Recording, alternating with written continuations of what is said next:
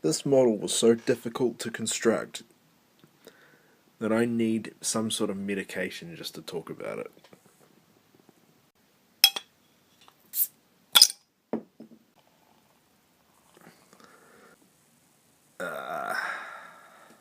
All jokes aside, this is my favourite model that I have that I've ever made. I'm taking a break from the DeLorean for the time being. It's sort of languishing in the corner. I think you can see it. Right, yeah, you can. I'm taking a break from the DeLorean because I'm still waiting on a replacement airbrush nozzle. So I really can't finish off a lot of this, what I have going on at the moment. Can you see? Yeah, I don't really want to play around with it too much. I did get the wheels on and everything, but not enough really to shoot a video on. But it's getting there. I'll get my replacement parts soon and we'll be away with it. But what I wanted to do was do a video about my favourite model. I actually completed this right before I started the YouTube channel. So this was the model I built straight before the D7. It was extremely challenging, but it turned out perfectly, I would say. And it's, yeah, as I said, it's my favourite model.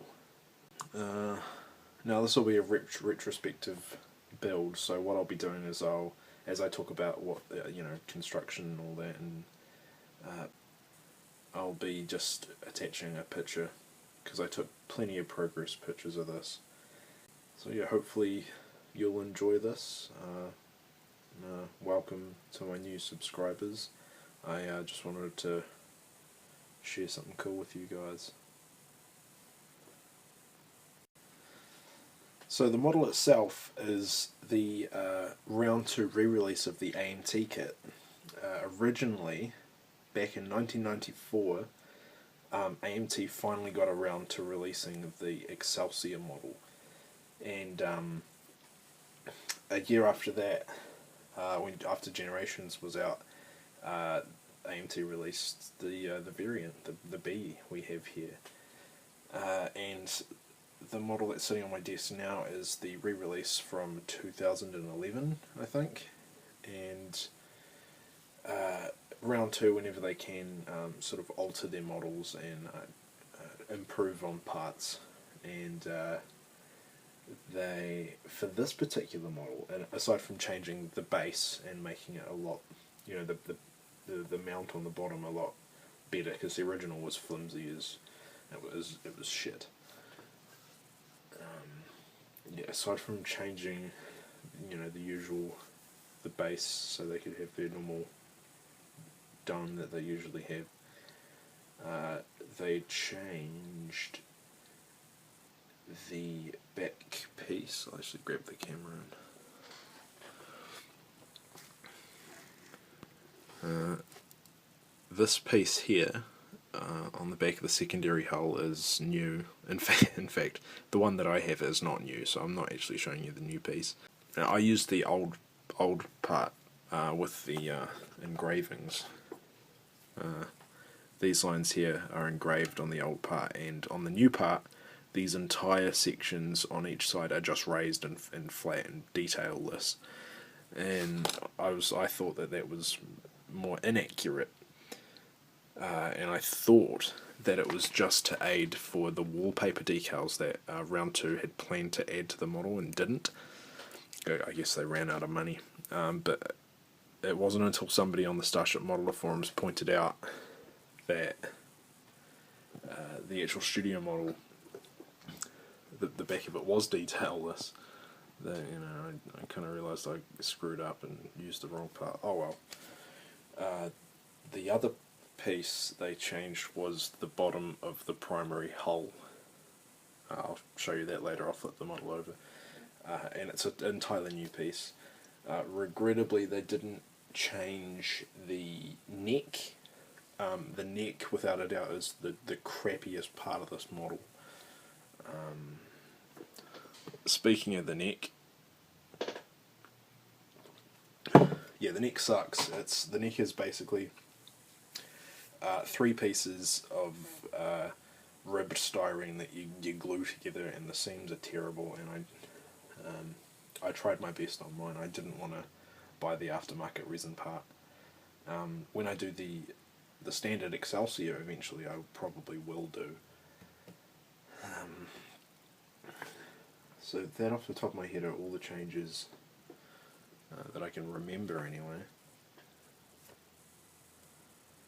Now, the reason this build was so difficult was because I decided to airbrush all of the teal markings, like all the green stuff on here, and not use decals, because I mean, fair enough, people do use the decals, I mean, because this thing is like really tiny.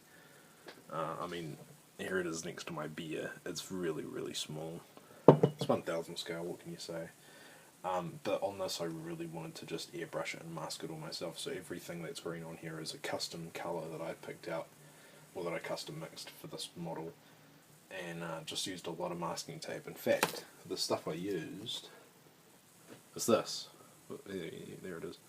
It's just really budget crap tape. I didn't use the Tamiya stuff.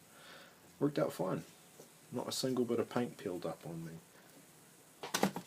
So I didn't use any Aztec decals, I didn't use any, all the decals that are on this are just the hull markings and pennants and things, and the thrusters and stuff.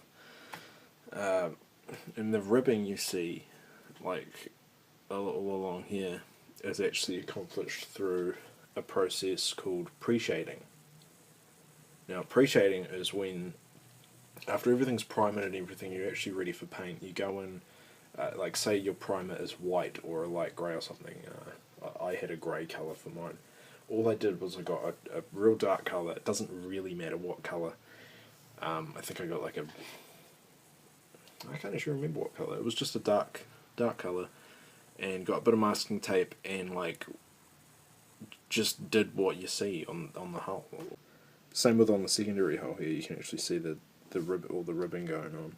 The decals do have this effect, but in my opinion, it's like way overkill for the scale. It just doesn't look that great. Yeah, so all masking tape. I mean, the texturing on that, the paneling on that was just a template cut from masking tape with a few squares in it, and I just sort of moved it around from 90 to 180 degrees or whatever, and just moved it around and tried to make it look random. And I used the same technique on the hull. You can kind of see like a faint Aztec through there. I just made those out of masking tape. First I put the masking tape on the hull, traced with a pencil the guidelines for the grids and stuff, and sort of just with a pencil drew in what I thought the Aztec should look like. And because my base coat was flat white mixed with a bit of deck tan, so it was kind of an off-white, I just used flat white through the templates to accomplish the Aztec pattern. And it's faint enough that you don't really see what shapes are there, but you know that there is some detail there, and that gives it a lot of scale. As I said before, a lot of the colours I used were custom mix, except for these darker colours, which I think was just straight dark iron, and I think this might have been a Tamiya TS paint. I don't actually remember. Let me try and turn them all around a little bit.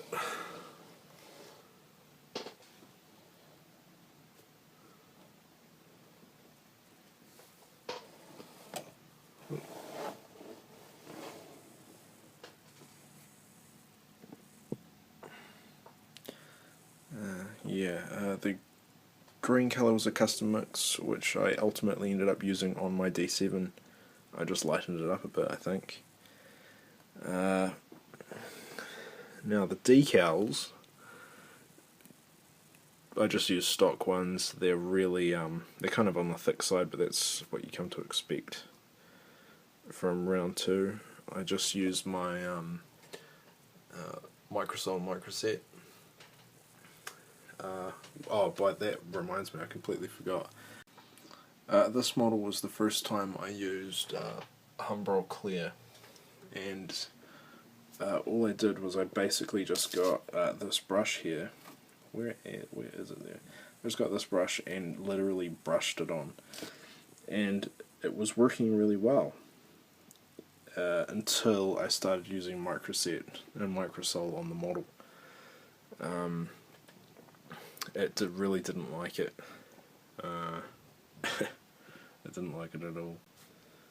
What happened was I put the microsol on last to seal everything, and then the next day I came back and there was this like white fog over everything, and I completely flipped out because I'd put so much work into it already, and I was in danger of ruining it on the last stage, and thankfully I just put some more microsol on and it made the effect vanish.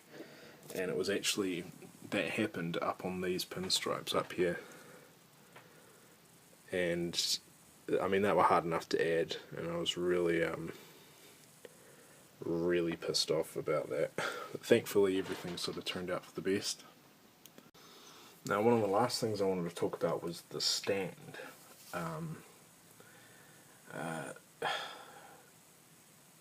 The display base for this is, the reissue anyway, is better, but it's still a little bit flimsy because it comes with that ball and socket sort of thing, and after a while that ball and socket wears down and it just sort of falls forward and stays there, and it doesn't have any friction to keep it in the stance you want it. I don't really like them anyway, they could sort of come off looking a bit toyish in my opinion.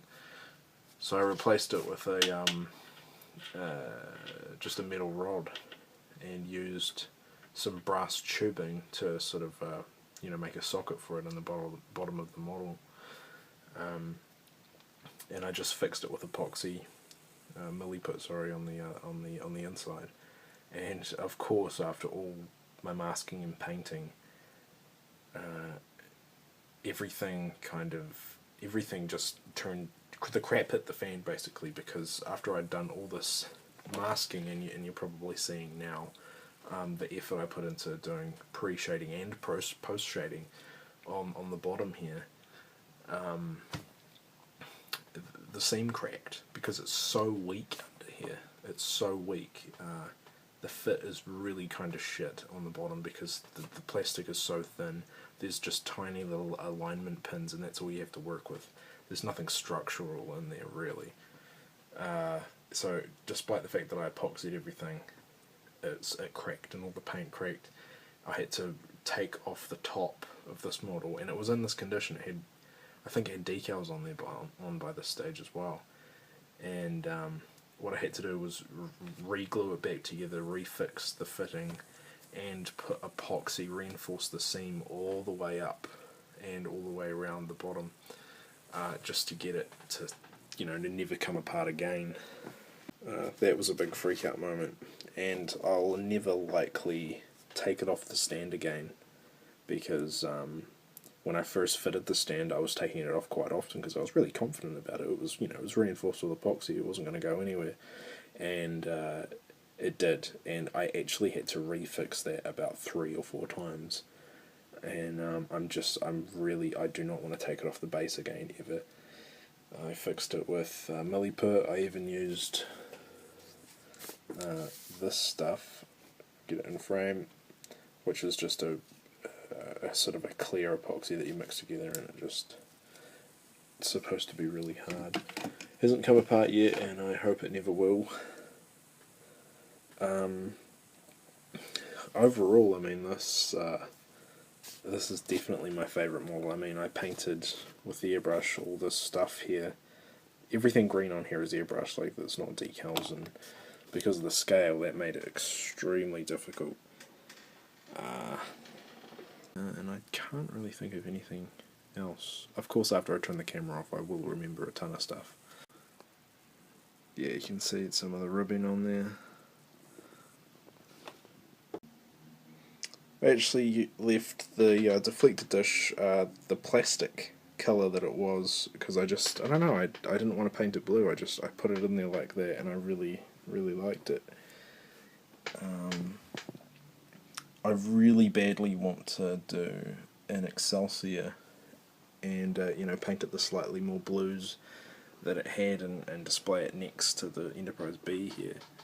But unfortunately I haven't been able to get my hands on one yet.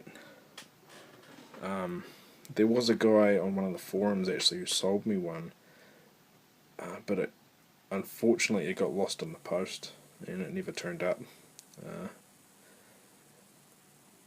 I just haven't been able to find one, especially in New Zealand. It's difficult to find anything here anyway.